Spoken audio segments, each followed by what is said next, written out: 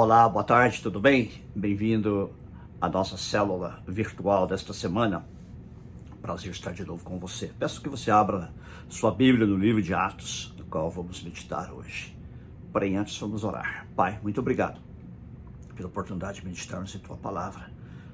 Ajuda-nos a aprender, Senhor, com a Tua Palavra, através da experiência dos apóstolos e dos crentes primitivos, e aplicar as lições aqui aprendidas às nossas vidas. Em nome de Jesus. Amém. Amém.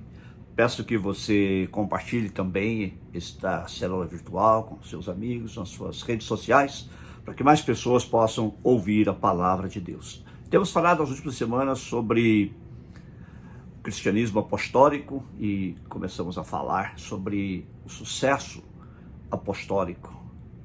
E hoje eu quero falar sobre um outro aspecto do sucesso apostólico. Os crentes apostólicos foram bem-sucedidos em atrair a perseguição.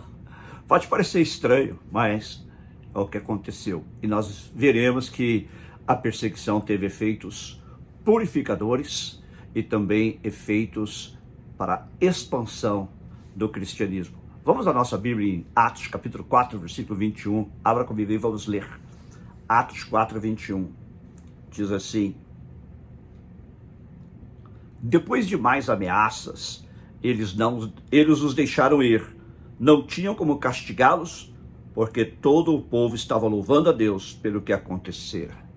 Quando os cristãos primitivos, os primeiros cristãos começaram a pregar o evangelho, especialmente os apóstolos, isso desencadeou uma perseguição por parte dos líderes religiosos, porque eles entenderam, de certo modo, que a mensagem do evangelho era uma mensagem revolucionária e ela ameaçava a posição desses líderes religiosos, porque o que os apóstolos e os crentes estavam pregando é que Jesus era o cumprimento das profecias messiânicas, que ele havia morrido pelos nossos pecados e ressuscitado ao terceiro dia, e isso punha em xeque todo o sistema religioso da época. Eles estavam anunciando Jesus como o Messias, o Filho de Deus.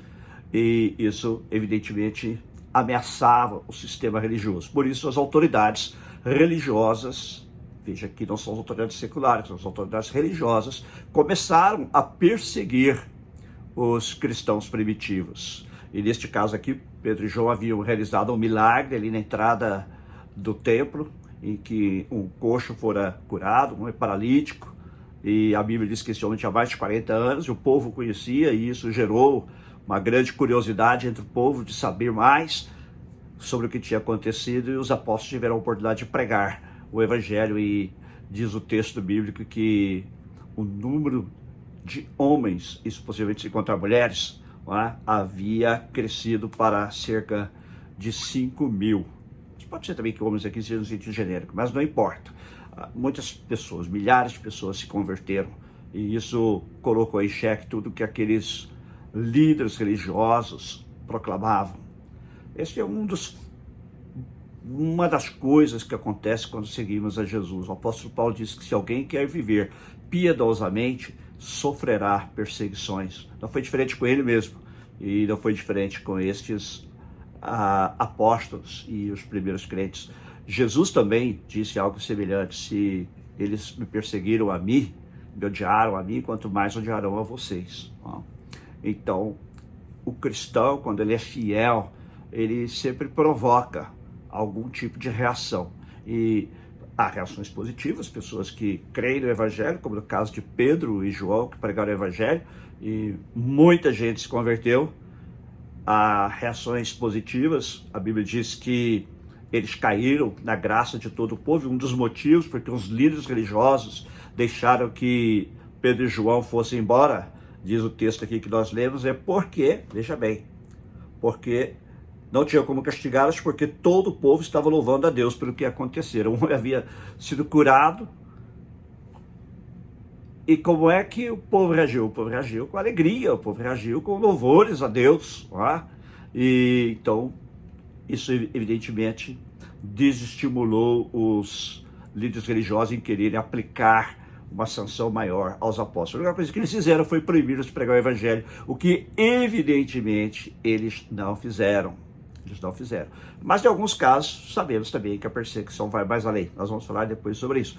Mas toda maneira, quando você prega o evangelho, quando você é usado por Deus, duas reações vão acontecer, como eu disse. Primeiro, reação de alegria, salvação de almas, transformação de vidas, mas também reação negativa, de pessoas que vão se sentir incomodadas, podendo gerar, inclusive, perseguição. Jesus disse, inclusive, que os inimigos do homem serão os da sua própria casa, significando isto que quando alguém se converte, muitas vezes a sua própria família, por não entender o que está acontecendo na vida da pessoa, vai se voltar contra ela. E isso nós temos visto em muitos casos no Brasil e ao redor do mundo, especialmente entre as famílias muçulmanas, quando alguém se converte, há famílias que reagem deserdando aquele membro da família, às vezes pondo para fora de casa, perseguindo de diversas maneiras, entregando às autoridades, se é um país onde a lei islâmica é muito forte, enfim, há algum tipo de perseguição que se segue a isso, né? Ao fato de você ser usado por Deus. Então nós devemos estar preparados como cristãos para sofrer por amor a Cristo, se for necessário.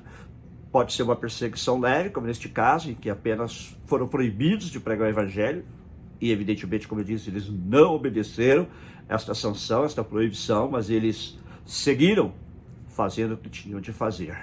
Mas nós vemos outros casos, como por exemplo em Atos capítulo 8, e que no capítulo 7, Estevão, um diácono da igreja de Jerusalém, havia pregado o evangelho, e ele realizava também sinais e maravilhas, o poder do Espírito Santo. Ele não era um dos apóstolos, era um membro da igreja, um diácono, e isso também gerou perseguição. E diz que, aqui no capítulo 8, versículo 1, Saulo estava ali consentindo na morte de Estevão. Ou seja, este caso aqui foi um caso extremo de perseguição, em que Estevão foi morto por causa da sua fé, por ter propagado a mensagem do evangelho. Mas o fato é que a morte de Estevão contribuiu para a expansão do evangelho. Como eu disse, a perseguição, ela contribuiu de duas formas, né? Contribuiu para purificar a igreja. Quem não era crente verdadeiro não ia permanecer na igreja. Assim acontece também em muitos lugares do mundo onde há perseguição. Só permanecem os verdadeiros crentes, porque quem não é crente verdadeiro, não tem uma convicção de que Jesus Cristo é o seu Senhor e está disposto a morrer por ele se for necessário, acaba espirrando, né? Sai da igreja, volta para a vida anterior, ou nega Jesus. Isso aconteceu em vários lugares na história do cristianismo, né? Na história da igreja. Mas aqui houve o outro lado, que é um lado benéfico da perseguição. Como eu disse, a perseguição gerou expansão. Veja só, lendo aqui um pouquinho mais adiante. Naquela ocasião desencadeou-se grande perseguição contra a igreja em Jerusalém. Todos, exceto os apóstolos, foram dispersos pelas regiões da Judéia e de Samaria. Jesus tinha dito, vocês serão minhas testemunhas, tanto em Jerusalém como em toda a Judéia e Samaria. Os discípulos receberam esta palavra, mas não entenderam aparentemente. A comunhão entre os irmãos, o que estava acontecendo em Jerusalém estava tão bom que ninguém saiu de Jerusalém para pregar o evangelho. Agora a perseguição gera este fato de que os crentes têm que se espalhar, e muitos vão por toda a Judéia, que era a província onde estava Jerusalém e Samaria, mais ao norte, e ali eles começam também a pregar o evangelho aos judeus e depois aos samaritanos. Então, o evangelho que antes estava restrito, com raras exceções, aos judeus em Jerusalém, agora atinge também os samaritanos, que era uma raça mista de judeus com gentios, ou seja, não judeus. Então o evangelho agora começa a se expandir, a alcançar pessoas que são diferentes, têm uma religião diferente, têm uma cultura diferente, e esse é o objetivo do evangelho. Esta foi a missão que Jesus nos deu, de ir por todo o mundo e fazer discípulos de todas as nações. O que a igreja não vinha fazendo, mas agora ela começa devagar a fazê-lo. Mas essa perseguição faz também com que outros crentes alcancem pessoas ainda de outros povos. Enquanto estava ali aquela igreja crescendo, e Filipe também, o diácono, sendo usado por Deus, não é, para pregar o evangelho ali em Samaria, Deus o manda a encontrar-se com um eunuco etíope, que era o ministro da rainha da Etiópia. Filipe prega o evangelho a ele, e o eunuco leva o evangelho para a África, para a Etiópia, não seria necessariamente o país de Etiópia, mas aquela região, não é? Nós podemos chamar aqui, por extensão, a África Negra. Então, também ali, pessoas são alcançadas com o evangelho através daquele eunuco, por causa do fato de que Filipe, que fora a Samaria, onde ele encontrou aqueles primeiros crentes, e ele também ganhou muitas outras pessoas para Cristo, agora evangeliza uma pessoa de outra nacionalidade, de outra cultura. Então nós vemos que era um prosélito, é verdade, mas era de outra cultura. E sua primeira língua possivelmente não era nem o aramaico e nem o grego. Então o evangelho agora começa a se espalhar. E mais tarde ainda, o grupo chega a Antioquia, na Síria, e ali começa a pregar o evangelho a pessoas que também não são judias, alcançando mais gentios ou mais gregos, como se dizia na época, pessoas de fala grega que moravam naquela região ali de Antioquia, na Síria, que mais ou menos corresponde também ao país que hoje se chama Síria, e alcançam essas pessoas, tudo como um resultado direto ou indireto da perseguição. Então a perseguição também tem efeitos positivos. Não é? Assim foi na história da igreja, não só ali, mas depois também, ao ponto de Tertuliano ter dito que o sangue dos mártires é semente. Pode ser que ele esteja certo, pode ser que ele esteja errado, mas o fato é que onde houve perseguição, o evangelho se espalhou e cresceu. Mais pessoas foram alcançadas pelo evangelho, mais pessoas vieram a conhecer Jesus. E você? Você está sendo fiel ao Senhor Jesus? Você está sofrendo pressões por causa da sua fé? Você sofre pressões da sua família? Você sofre pressões do seu trabalho? Você sofre pressões até dentro da própria igreja? Lembre-se que foram as autoridades religiosas as primeiras a perseguir os cristãos. Não foram os romanos, que eram autoridades seculares, foram os fariseus e os saduceus, os sacerdotes, que eram religiosos, inclusive da religião, vamos dizer assim, raiz da religião tronco da qual nasceu o cristianismo, que era o judaísmo. E você tem sofrido perseguições, permaneça firme, não desista da sua fé por causa das perseguições, não desista da sua fé por causa das pressões, elas virão mesmo. E Jesus disse que vai ser assim no mundo, vocês terão aflições, mas tenham bom ânimo, eu venci o mundo. Permaneça fiel a Cristo, permaneça fiel a Jesus, e Ele usará você, Deus usará você para a glória dEle, para a expansão do reino dEle, para que o nome do Senhor seja glorificado. Vidas poderão vir a aceitar Jesus através da sua fidelidade, através da sua permanência, da sua perseverança. E outras vidas serão chocadas e passarão a odiar você e a mensagem que você prega. Mas isso também faz parte. Jesus disse que seria assim mesmo. E isso confirma a sua fé e fortalece a sua fé. Saber que, por um lado, pessoas vão ouvir o evangelho, serão salvos, não há salvação em nenhum outro, a não ser no nome de Jesus, mas também pessoas reagirão de modo inadequado, de modo até odioso, muitas vezes, como no caso dessas autoridades religiosas. Que Deus abençoe você, que você possa permanecer firme em fazer a vontade de Deus, em ser discípulo de Jesus, em anunciar o evangelho de Jesus. Pague você o preço que pagar. Jesus disse que o preço seria alto, nós teríamos que nos negar a nós mesmos, teríamos que tomar cada dia a nossa cruz e segui-lo. E ele nos advertiu, como eu já disse, de que se eles o perseguiram, perseguirão a nós também. Se eles o odiaram, odiarão a nós também. E que Deus possa te ajudar e você possa permanecer firme no propósito de fazer a vontade de Deus. Fazer a vontade de Deus nem sempre é fácil, mas com a ajuda do Espírito Santo, nós podemos fazê-la e experimentar verdadeiramente que ela é boa, agradável e perfeita. Eu gostaria de orar com você agora, neste momento. Pai, muito obrigado pelo teu amor, por nos teres trazido a conhecer a Jesus Cristo. É um privilégio sermos teus filhos pela fé em Jesus. Muito obrigado por termos sido justificados com a justiça de Cristo, por nos teres perdoado os nossos pecados, nos teres dado a vida eterna, salvação. Mas também nós sabemos, Senhor, que viver neste mundo fazendo a tua vontade traz muitos benefícios, muitos privilégios, uma paz que excede todo o entendimento, mas sabemos também, Senhor, que implica num compromisso que às vezes requer que demos até a nossa própria vida. Por isso, Senhor, ajuda-nos a ficar firmes na nossa confissão de fé e a nunca nos desviarmos de Ti e do Teu propósito, nem para a direita, nem para a esquerda, mas a permanecermos firmes e a fazermos em tudo a Tua vontade.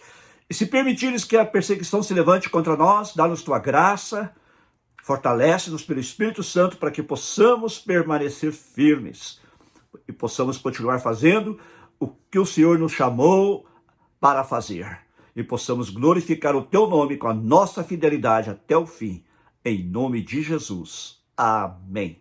Se você já recebeu Jesus como seu Salvador e, quem sabe, se afastou dele por algum motivo, circunstância da vida, ou se você ainda não recebeu Jesus Cristo como Senhor e Salvador, saiba, seguir a Jesus é o maior privilégio do mundo. Temos uma paz que excede todo o entendimento, certeza da salvação da vida eterna, mas também implica em uma renúncia diária de nós mesmos, dos nossos interesses, uma autonegação, carregar a cruz e seguir Jesus diariamente. E isso às vezes implica também incompreensão das pessoas e até perseguição. Mas se você deseja comprometer-se com Ele, entregar sua vida a Ele, recebê-lo como seu Senhor, reconhecê-lo como Senhor da sua vida e seu Salvador, quero orar com você também neste momento. Faça comigo esta oração. Se você não conseguir me acompanhar, sei que às vezes eu falo um pouco rápido, apenas diga amém. Senhor, eu reconheço que preciso que Jesus seja o Senhor da minha vida. Eu não tenho seguido como deveria. Me perdoa os meus pecados. Jesus, entra na minha vida e te assenta no trono do meu coração e ser o meu Senhor de hoje em diante. E me ajuda a te servir com fidelidade nos momentos de bonança e também nos momentos de tempestade, nos momentos de tranquilidade também na perseguição. É minha oração, em nome de Jesus. Amém. Amém. Deus te abençoe. Quinta-feira estaremos de volta, se Deus permitir, com o nosso estudo bíblico virtual, mesmo horário, 7h30 horário de Los Angeles e 11h30 horário de Brasília. E domingo, nosso culto às 4 horas da tarde aqui e 8 horas da noite, horário de Brasília. Deus te abençoe ricamente. Em todo lugar, mas o plano não deu certo. Não. Tentaram nos calar, matando alguns irmãos, mas nada adiantou, surgiram mais cristãos, louvando como Paulo e Silas na prisão, movendo o grande céu, estremecendo o chão, assumindo a missão. O plano do Senhor é o que prevaleceu. Há quase 2000 anos a igreja só cresceu. Jesus é a cabeça e nos ensina a trabalhar. A base é muito forte, nada pode abalar. Por isso o inferno vive a chorar. A igreja não descansa, o tempo todo está lá, brilhando em toda parte. A igreja vem, quebrando cativeiros pra salvar alguém. A igreja vem, a igreja vem, com aquele que brilha mais que a luz do sol, dissipando as trevas, destruindo o mal. A sua face é um refletor de glória, o céu derrama glória, porque a igreja vem, arrebentando com as portas do inferno, com barulho de milagre, levantando um exército de vidas. É a igreja santa, aqui perseguida.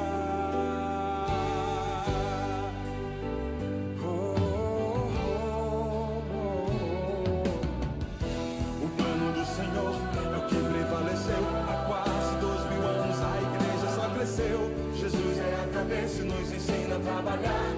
A base é muito forte, nada pode abalar. Por isso o inferno vive a chorar. Brilhando em toda parte, a igreja vem, quebrando cativeiros pra salvar alguém. A igreja vem, com aquele que brilha mais que a luz do sol, dissipando as trevas, destruindo o mal. A sua face é um refletor de glória, o céu derrama glória, porque a igreja vem, arrebentando com as portas do inferno, com barulho de milagre, levantando um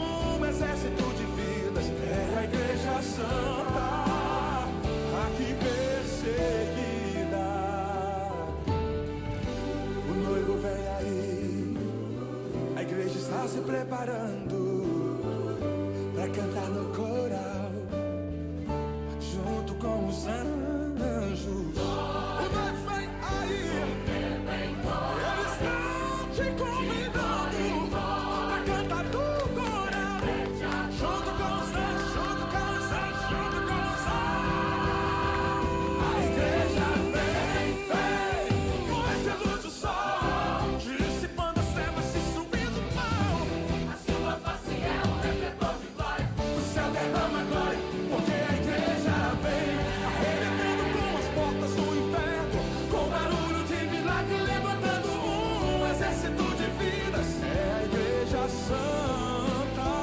A Igreja vem, com aquele que brilha mais que a luz do sol, dissipando as trevas, destruindo o mal. A sua face é um redentor de glória, o céu derrama